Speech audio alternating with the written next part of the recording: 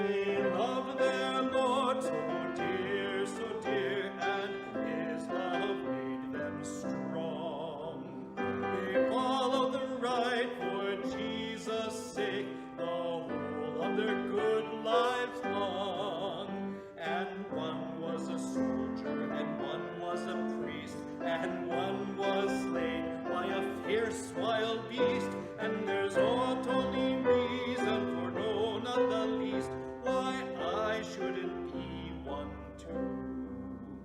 They live not only in ages past, there are hundreds of thousands still. The world is bright with the joyous saints who love to do Jesus' will. You can meet them in school, or in lanes, or at sea, in the church, or in trains, or in shops, or at sea. For the saints of God are just folk like me, and I mean to be one too.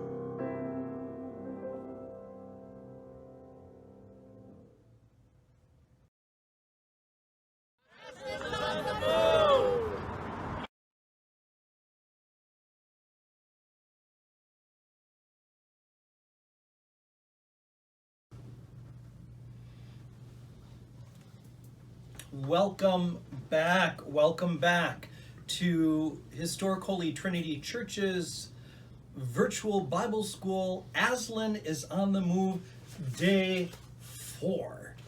I hope you have your booklets ready for our wonderful time together. This is my study, and I am Professor Digory Kirke, and welcome back. We're in the middle of a great adventure. I hope you're wearing your special virtual Bible school t-shirt. If you need to pause the video right now to go and get your shirt and put it on and then come back, we will wait for you to do so. Go ahead, and we're waiting. Okay, let's begin. In the first episode, we learned about the wonderful land of Narnia. That's where most of our story takes place. The story is based upon The Lion and the Witch and the Wardrobe by C.S. Lewis. If you would like to hear the entire story of The Lion and the Witch and the Wardrobe, please go to our YouTube channel, Historic Holy Trinity Church of Covina, and look for the section on storytelling, something for kids, storytelling, and you can hear the entire book read from cover to cover. You could also, if you chose, rent or buy the DVD or Blu-ray on The Lion, the Witch, and the Wardrobe, Narnia. It's available from Walt Disney Pictures and Walden Media. Our story all started when 4 siblings went to play a game of hide and seek in Professor Digory Kirke's old mansion in the countryside. Once they discover a new country through a wardrobe, they found out that there were talking animals and beasts of all kinds, dwarfs, talking trees, and giants, and find themselves fighting for Narnia as sons of Adam and daughters of Eve to defeat the White Witch who had made Narnia winter always and never Christmas, and certainly never spring. She had turned all who disagreed with her into stone, and has made life for the talking animals, at least the good ones, well, miserable. Thank God Aslan returned, as he said he would, when the sons of Adam and the daughters of Eve would come to Narnia. And soon after they arrived, the witch's spells started to break. The snow started melting, and hope began to grow. The good people of Narnia gathered at the stone table to take a stand against the White Witch and all her evil and foul friends. Unfortunately, along the way, she had tricked Edmund to follow her with promises she would not keep. He fell under her spell with visions of being powerful and important and having everyone else bow before him. When they all met at the stone table and the witch saw she could not easily win a fair fight, she reminded Aslan of age-old magic that demanded that Edmund be sacrificed for his treason to his family and the Narnians. She belonged to him, and she would sacrifice him unless Aslan gave up and allowed her to reign as queen over all Narnia and the Lone Islands. After long deliberation between Aslan and the false queen, they struck a bargain in the realm of deep magic. It was decided that Aslan would take Edmund's place. Everyone was happy to have Edmund back. He reconciled with Lucy, Susan, and his brother Peter the Brave. Edmund and Aslan then walked alone along the top of the hill. No one knows what they talked about, but when Edmund returned, he was a different fellow. He was serious and appeared sorry for what he had done. What no one realized at first is that when Aslan took Edmund's place, Aslan would allow himself to be sacrificed in Edmund's place, to save him and then all of Narnia from the witch's spell. As a willing victim, he suffered the demands of the old law and so much more. Only later will everyone realize the cost. Only later will everyone realize the result. Only later will everyone realize that the White Witch, though she depended upon old magic to gain the upper hand, Aslan was depending upon even older, ancient, powerful magic to win it all.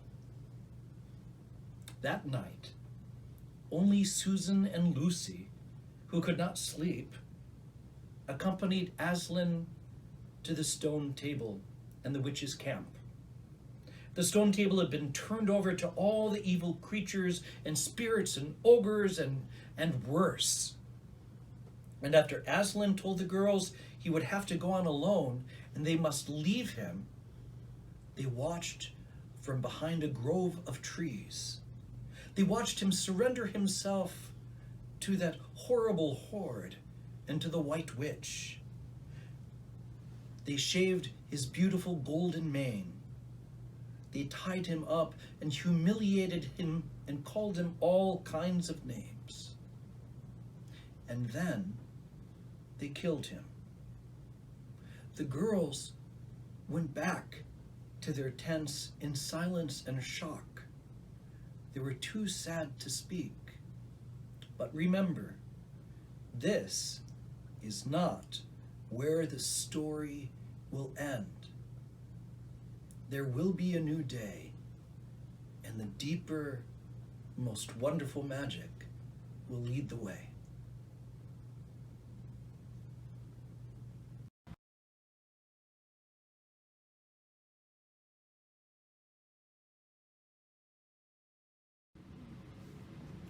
Hi boys and girls, we're back again, and today we're talking about love, and sometimes when we love a lot, it means we might have to make a sacrifice. We've talked about Aslan and the White Witch, and Aslan's forces, the good guys, and the White Witch's army, the bad guys. Can you think of different characteristics of ways that we can talk about Aslan? A characteristic is describing him. Can we think of ways of describing Aslan? How about love? Does anybody have another idea? Oh, honor. Very good. That's another good one.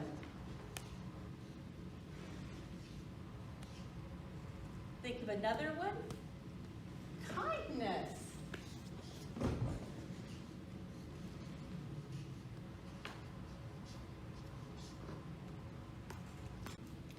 What's another good idea? How about forgiveness? I like that one. That was a great idea, whoever came up with that.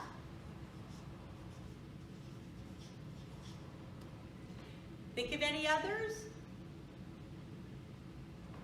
Goodness? Okay, goodness.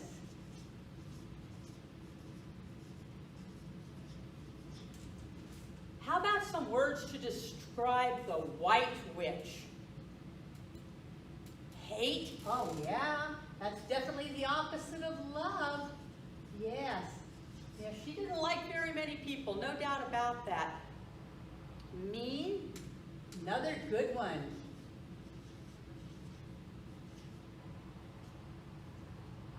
Dishonest? I like it.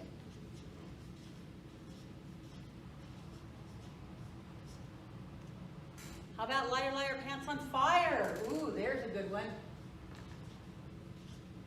Because she did not tell the truth. Can you think of any other ones? Rude. Yes, nice, good. All of you have such great answers. My goodness sakes. Any other ones? How about greedy?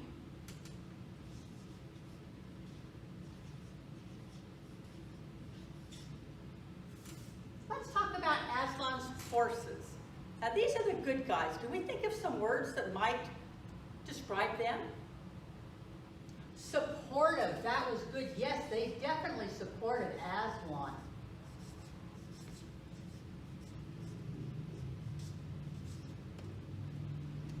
Anyone? Loyal? Loyal, yes. I hear kind? Very good, kind. Some other ones? Good. That's a nice word. I think that describes them. Any other words?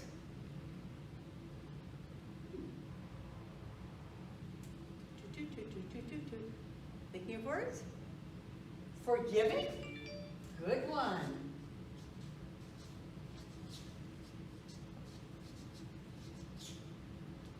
Now let's go over the bad guy side, the White Witch's army. What words would describe them? Oh, evil. Yes, yes, they certainly were.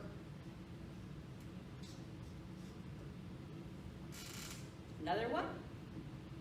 Hateful? Yes, they were.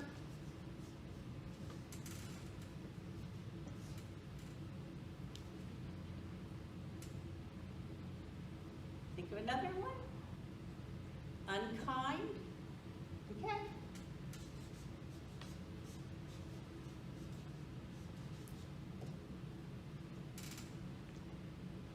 Any other? How about they were just simply terrible, just not nice people?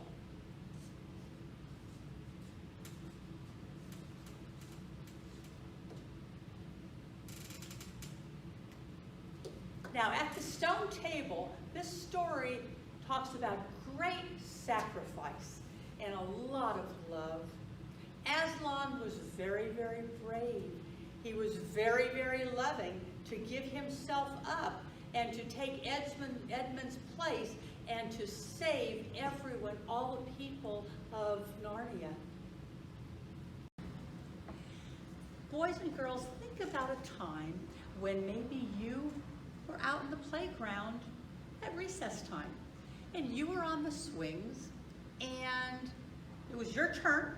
You were happy, you were swinging, you were having a great time, and one of your good buddies was next in line. And some bullies came up. They went up to your buddy and said, "You can't get on that swing." They scared him and they threatened him. They might even beat him up. And then they turned around and said to you, "Do not get off that swing and do not let him have a turn on that swing or we'll come and get you too." What would you do? Would you save your friend? Or would you get off the swing and help protect your friend? Let your friend have that swing? That would be a big decision to make. That would be a lot of courage on your part if you got off that swing. That would be a lot of love in your heart to help your friend out. But I don't know. I'm just a little kid and I'm just not sure I want to be that brave, because what if they beat me up or something when I get off that swing? But maybe if they started yelling at me, maybe they wouldn't bother my friend quite as much because they bother him every day. Well, what do you think Aslan would do? Let me think here. Aslan had a lot of love and honor and kindness and forgiveness. Would you be able to forgive those guys that were so mean to your friend? Would you be able to forgive those guys if they beat you up? I don't know whether I could be as brave and have as much love as Aslan, but I sure would want to try. What do you think the White Witch would do? Let me see. Ooh, she's mean and she hates people. She lies, she's rude, she's dishonest. She'd probably want you and your friend to get beaten up. She is not a very nice person. I would not want to be like her. My goodness, there's such a lot of things to think about. What if I'm on the swing and I say, wait, stop, leave my friend alone. And I get off the swing and I go over there and I put my arm around him and say, come on, it's your turn. And I just stand there. Maybe the bullies would just say, and walk away. Maybe they would start a fight. Maybe a teacher would see them and they would get in trouble. How about if I just ignored my friend and stayed on that swing and I did not help my friend and I let those bullies pick on him and maybe beat him up and certainly not let him be on the swing?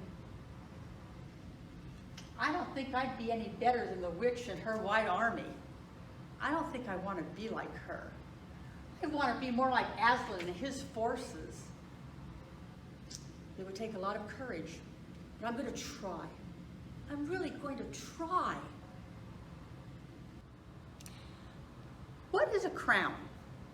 A crown is a symbol of royalty, authority, responsibility, and even guidance. Who do you think wears a crown? Kings and queens, princesses and princes, heroes and good people, and sometimes even bad people might wear a crown. How does a crown fit into the story of Aslan on the move? Well, legend tells us that when Adam's flesh and Adam's bone, meeting the sons of Adam and the daughters of Eve, sit in their throne in the castle of Cair Paravel, the evil time will be over and done. So now we're going to work on another project. In your packets, you'll have something that looks like this, and we're going to be making some crowns. So if you can all run and get your packets, put me on hold for just a minute and go and get your packets and I'll wait for you. Hurry, get your packets, I'm waiting. Oh, good, thank you. All right, let's get everything out. Now, this is a sample, and it's only a sample. Yours absolutely does not need to look like this. You'll notice on the back of your crown, there are some holes. Depending on how big your head is, which holes you want to use. If you have a little bitsy teeny weeny head, you want to use a little one. If you have a big gigundous head, then you want to stretch them out. So we're not going to use this part of it until we're all done. I've given you two different options on how to finish that project off. In the back here, on this one, I used the gold pipe cleaners. Or if you would rather, I also have some little brads. So whichever works for you. The pipe cleaners were just easier for me, and I hooked them together on the inside so the outside would still look nice. Now, if your favorite color is blue, you might want to use only blue stones on yours. If your favorite color is red, you might only want to use red. Or if you wanted to use both colors, that's great. You have plenty of them here. Inside your packet, you have little strips. On these strips, there's little glue dots. If you take the white paper off, your glue dots will stick on the clear portion. You need to take the flat side of your stone, red one or blue one, put it right on top of that little glue sticky part, and then peel that sticky part right off the plastic. And then you can stick it anywhere you would like to. It sticks right on there. So it's up to you how many of these you want to use and what color you want to use. I think I'm going to just go with all red. I think red is very royal. So let's go ahead and put on whatever color rhinestones that you would like. And when it's done, we're going to wear it in that direction.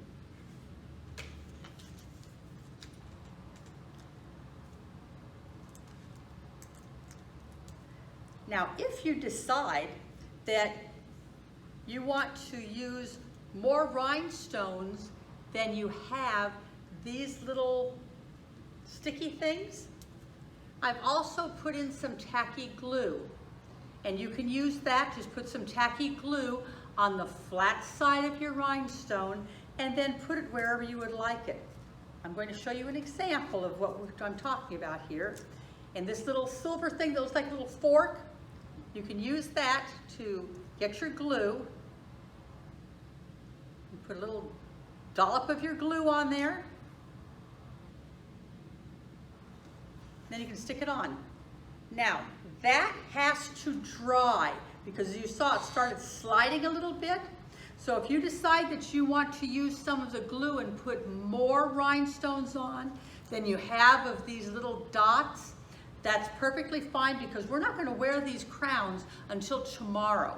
So have plenty of time to dry tonight, and then we can even hook the backs together tomorrow if you would like to. But if you're only going to use just the little dots, then you can go ahead and put your crown together and hook it.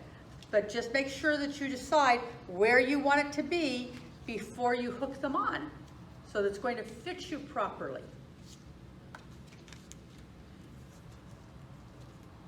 Okay, is everybody kind of ready and knowing what they're going to be doing with this?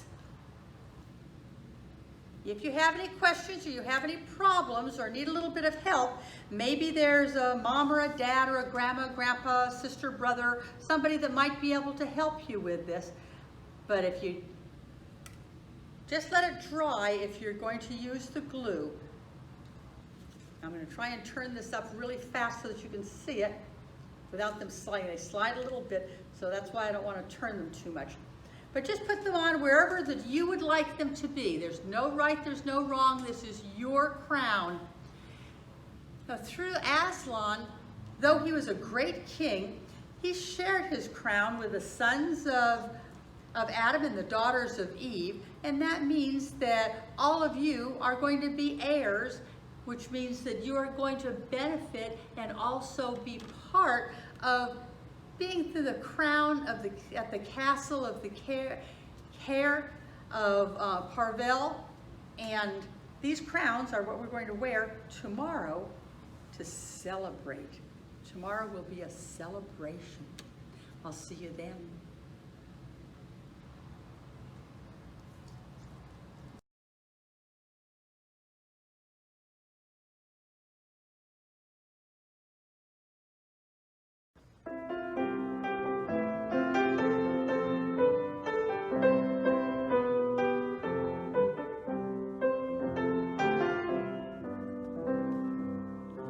I sing a song of the saints of God, patient, brave, and true, who toiled and fought and lived and died for the Lord they loved and knew. And one was a doctor, and one was a queen, and one was a shepherdess on the green. They were all of them saints of God, and I mean God helping to be one too.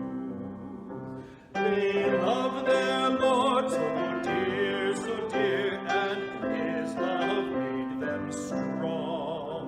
They follow the right for Jesus' sake, the whole of their good lives long. And one was a soldier, and one was a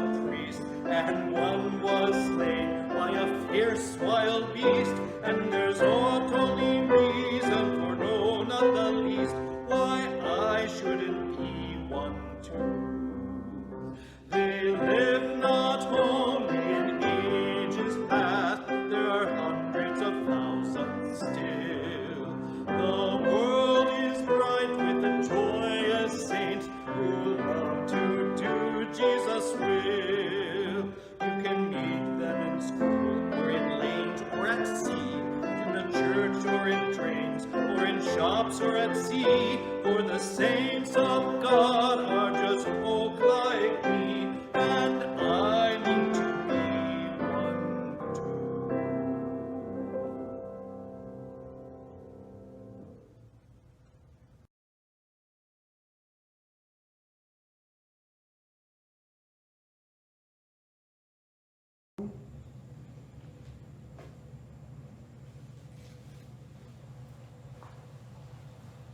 Well, we've made it to the end of another episode. This episode, the theme was sacrifice, and that can be a challenging word to understand. As Christians, we believe that Jesus Christ, God's only Son, sacrificed his life for us so that we might live, that we might have an abundant and happy life through him. We are called Christians because we are meant to behave like Christ. We are meant to be little Christians, a little bit like the person that we follow, who sacrificed everything for us because he loves us.